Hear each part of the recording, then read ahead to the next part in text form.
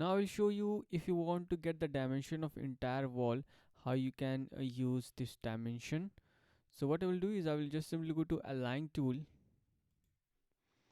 and then we have already selected this wall faces, and right now you see the pick is set to individual references. I can just simply click on this drop down arrow, and from there I can choose this entire wall. And as soon as I hit this entire wall, now we have this option available. So I can just simply click here, and you see that there's a auto dimension options. So what I will do, in the select references, I will tick this openings, because we want all the openings to be dimensions but not the centers. So I will just simply click on this width, so we don't go to the center of the windows and doors, we will just go for the width. And as of now, I don't want this intersecting walls and intersecting grids, so I will just simply go and click on OK.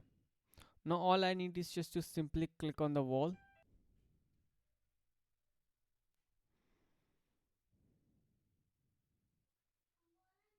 So you see that the wall is now highlighted. I will just simply click here, and it will automatically dimension the entire wall. So the only thing I have to do is to place it just like this.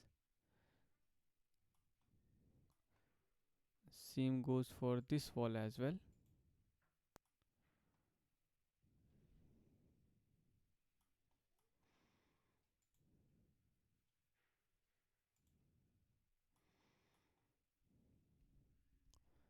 You can just simply go and click here and drag it all the way up just like this. Now again I can go to align tool, so you see the entire wall option is still selected. So it means that I just simply need to click it and just align it.